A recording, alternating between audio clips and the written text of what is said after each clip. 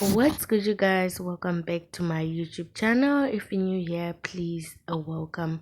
So, today I'm here with a very, very touching story. To me, it's a touching story because I know kuti vanhu vanonetsana, vanhu vanombofighta is family, but when it gets too deep like this, guys, zvinondibata-bata, like this is so hurtful. Kana vanhu vakusvika pakunetsana zvekuudzana mashoko magaramoyo. So Taiti nesister yake vakatanga kunetsana, I think about a week now, vachinetsana over Taiti paakatenga imba. So Taiti paakatenga imba yake, a lot of people commented, vanhu vakaisa congratulations, and the sister also is one of the people akaisa congratulations, akatoposta akati congratulations Mpata family.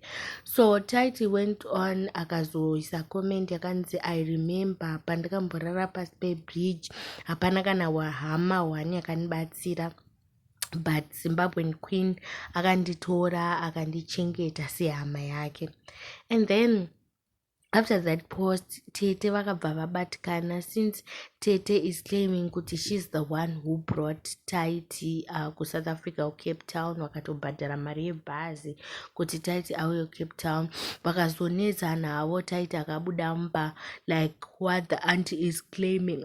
So hanzi Taiti akabuda mumba, vanetsana ma-issues nesister yachona, and Taiti iye ari kuti akadzingwa mumba. So these people, they were sharing one room, vachigara Tete nemurume wavo naTaiti vachigara one room. Zvakanaka zvinenge sevanhu veukama, they were understanding each other. Tingazozivi kuti nyaya iyi yakazonetsa papi, vakazotadza kunzwanana papi pakuti vazosvika pakuti mumwe abuda mumba, mumwe achagare mumba, vanetsana ndini. And then after that, Taiti started living his own life, Tete vachigara kwavo for a very long time. And then when Taiti became famous, ndopatakazoona Tete vakuyawo nenyaya dzakawanda vachitaura, because vanhu ava vanga vasiri kuwirirana for a long time.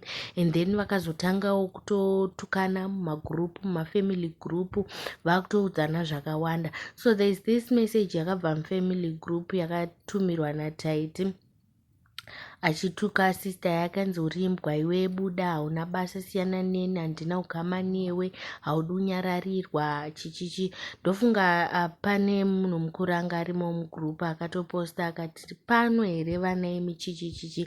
Seems as if vanhu ava kuzodzokerana kwavakaita pakapati kwavakaita nepababy shower chichichi, zvinhu zvazvisiri settled, zvinhu zvasina kugadziriswa. Vanhu ava vanambobvira vagara pasi kuti vataurirane zvinhu izvi as family off social media, vasina kuunza nyaya pamasocial media, vasina macameras. In fact, sevana vanyamunhu vari two, havanambobvira vagara pasi kuti vadiscuse maissues akaitika kumashure, because a lot of people, they mess up in life. Vanhu vanokanganisa, guys, but vanhu vanongopanana ma-second chances, and I believe kuti zvinoheta ma-relationships akawanda, because Kiki would love to have the auntie beside naye, since she's now pregnant. Chichichi zvinonakidza uchienda kushopping naTete, muchifara muchiwirirana, but now she can't because the brother naTete havasi kuwirirana. How can you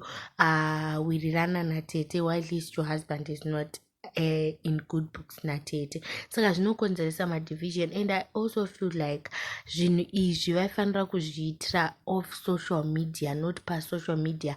If it's a staged thing, fame zvangu, I feel like it's a lame move hangu for me. But if it's real, I'm hurt zveshuwa. Vanyamunhu havafani kusvika pastage yavasvika iyoyo yekuti vanhu vanofumurana machats. Now Taiti akuya achibudisa mascreenshots achitaura zvinhu zvakawanda pamusoro pekuhura kwehanzvadzi yake chichichichi. Hanzi Tete nezuro pane post yavakaposta vachitanzi sei usiri kuvhurawo hombe kana uchida mbiri paFacebook. So on the other hand, I'm thinking kuti it could be content, but I think content yacho as in, I don't get it. Content yekuti unozvi kumura ameno pamwe maybe ndo zvako mazuva ano, but I feel like you can have your own light shining usina kuzviexposa, like what they are saying now. Vaakutaurirana zvinhu zviri too deep zvekuti anzi akanwehurira murume ari kuHarare chichi. Then Tete posted anzi musandiite benzi, makandiona ndinyerere. Harare neCape Town wakaiziviswa neni mwana wamai vako, rwaisava rudo here irworo? That's Tete vaiposta, meaning kuti Tete is hurt because Taiti is not kind of appreciating kuti Tete ndo vakamuisa kuCape Town. Kana Tete vari kuti godo ndaita godo papi, inga one icelebrity pavanoita zvinhu zvavo zvese. I celebrate pavanoita zvinhu zvavo zvese, but pakuzoramba achindidheerera apa kwete. So Tete is saying kuti ana Taiti vanoita like kakuvadheerera, and also Taiti doesn't respect Tete's husband. Tete vari kuchemawo nesaidi ravo.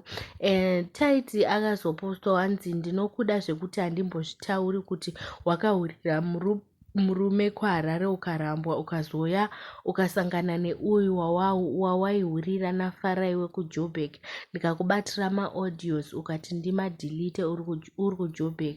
Handiri kutsvaga mbiri nezita rangu, ndakunyatsochikupa. Meaning kuti this thing is very deep, guys. It's really, really deep. Taiti commented hanzi imagine munhu wawaiti uchadzokera kuZimu netsoka akudzokera nendege paanodira. Ko pekuti mhondi yako yaida kundibaya nebanga 2019 amene kuphase 1 unopasirei? Ko kuzondi blackmaila uchida mari, hanzi ndakuenda paFacebook kunodza vanhu kuti ndipewo mari, amene vakanibvunza kuti hanzvadzi yako ine mari. Hanzi imagine muroora wawakavenga obvisirwa mari, iwe usina kubvisirwa kana senti nemhondi yaunogara nayo yakakuzadza mavanga kumusana. Munhu wese waunounza kuno hazviperi zvakanaka. Tete lolo takazodzokera nawo kumusha vatiza abuse. Imagine munhu wawaituka everyday uchiti uri rombe haachakufonere and sometimes ignores your cause. Guys, vanhu vasadarano. And Taiti posted hanzi drama racho hanzi dzamwa mapiritsi hobo, kana uchida unyatsofa wadiwa wemakonzo chaiwo nevana vaunoti unoda kufa nawo, mupei fame yaari kuda uyo. She's desperate. Saka if this is a publicity stance for Tete, I think vaita wrong move, because this is too deep, guys. Zvinhu zviri too personal. The stories that are now being exposed inyaya dzekuti havafaniri kunge vachidzibudisa pavanhu.